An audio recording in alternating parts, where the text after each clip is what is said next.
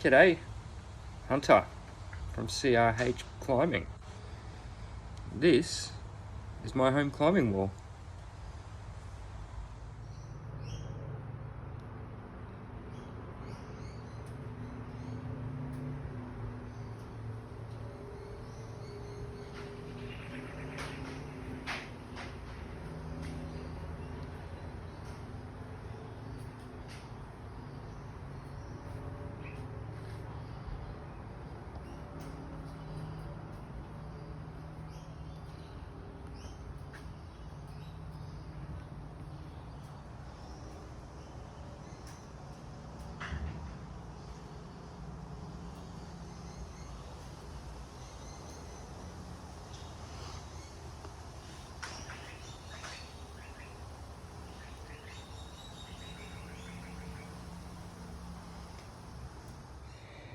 So a couple of things that I learnt over the years of building home climbing walls is, regardless if you're in a rental and you want to do it, just do it. You might not want to go screwing shit to the walls or the roof or anything, because you're going to get in the shit for that unless you're really good at making holes and stuff go away before you move to another place. You can always ask permission to do these things as well. Not all landlords are bastards. But when you do get the opportunity to really attach it to the structure of your dwelling, you can make it a hell of a lot more solid, and you can feel way more confident doing big dynamic moves, and you're not going to rip the thing down off the, and end up in a pile of plywood and screws, and that would be shit. Yeah, so this one here that I built it in 3 stages, starting with the old, I think it's about 15-degree overhang, which is good. It's, you can get some nice crimps on there, and it's nice and pumpy and can do circuits. I've got it set up as a spray wall at the moment, so just make whatever boulder problem, easy, hard, impossible, dynamic, static, whatever. And that's pretty fun. You can have like a whole training session just on the spray wall and end up feeling quite tired afterwards. And behind me here is, I think it's at about 10-degree leaning back, like a slab wall, which is awesome for training balance and flexibility. And then over here is the gnarly cave I built, which is always fun. So I built these in 3 stages, starting from 15 to slab to this, I think it's about 65-degree, maybe 70 overhang, the cave, with there's a head wall and a cool arete to climb around as well, which also serves as another head wall. So yeah, it's really cool to get into route setting as well, which is something that took me ages to get sort of okay at.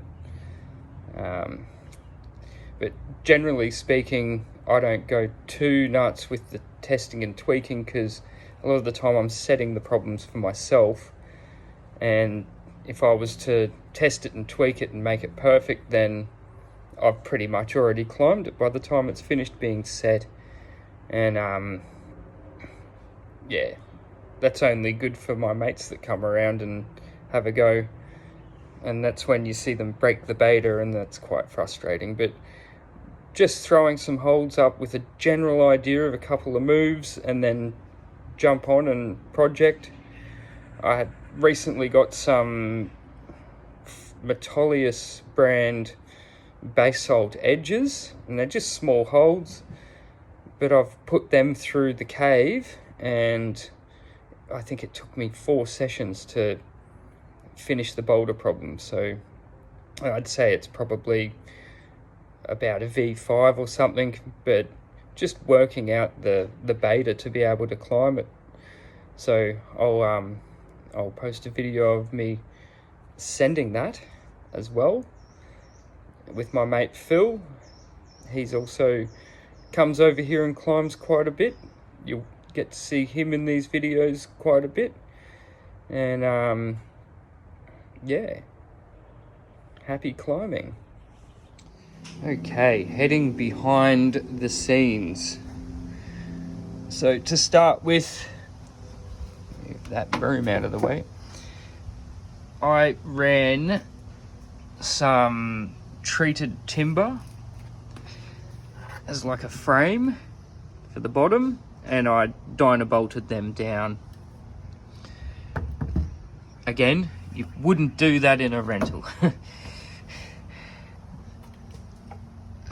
And that runs down along the bottom of the 15-degree overhang and behind the slab. And then I've used gussets against the house and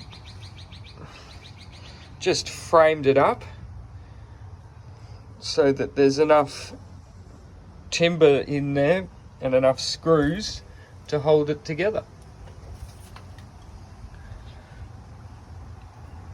And anyone that has built a home wall knows the joys of drilling thousands of holes and flogging T-nuts into the back. Good times.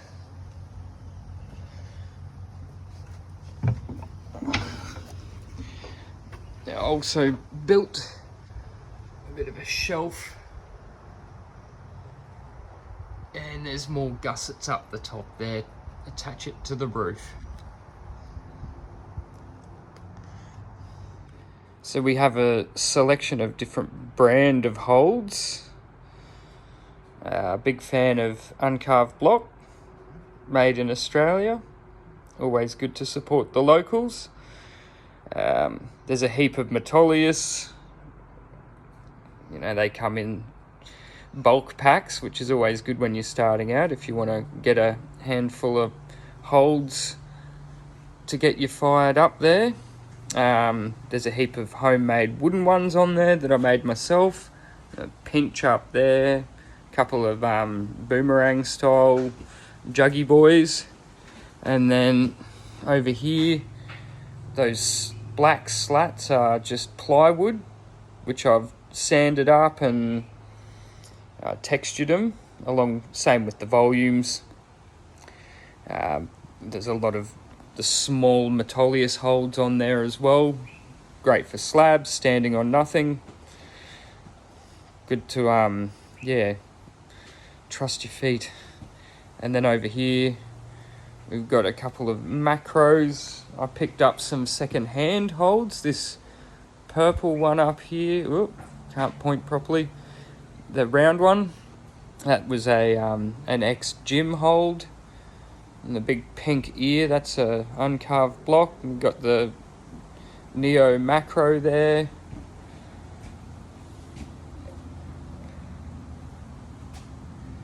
Yeah. Good holds, especially for a home wall. It's a bit addictive when you start getting a bit of a collection there. I don't know how many holds I've got, but there's definitely a few crates worth, so it makes it good if you do want to set specific routes, and if you can get enough colours, ones of the same colour, then you can build colour specific runs, which kind of makes it easier for people when they come over to climb.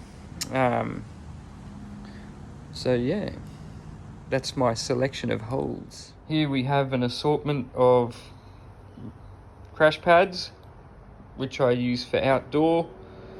And this one I made myself out of some old lounge chair cushions. I think there's 3 of them. And I've wrapped it in a tarp, and I used some contact spray to sort of stick them together a bit, because originally I just wrapped it in a tarp, and yeah, it got a bit messy and the tarp got a hole in it, and it just, you'd land on it and get tripped up within the holes and everything. So I've recently redone that, and I've tried to sort of glue it all together a bit and stick the tarp to it, and I've just used some rope underneath and some eyelets. But yeah, not much to it really, but it's nice and thick, so when you fall out of the cave, you don't end up with a bruised tailbone. Over here we have a campus board. It's only like a half size one. I believe it's at about 20-degree overhang. And then on the other side, we just got 2 hang boards here. One of them my mate actually made me for my birthday one year, this little wooden one at the bottom.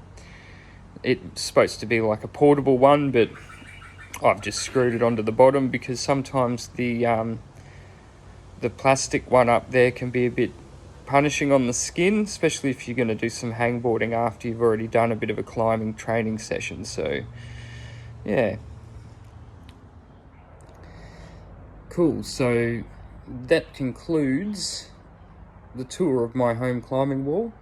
Might have been a bit long-winded there and a bit boring, but there'll be some more videos coming with actual climbing. I'm going to make some volumes as well, so I'll do a video on building a volume. I appreciate anyone who took the time to watch this, and I hope to see you in the future. Cheers.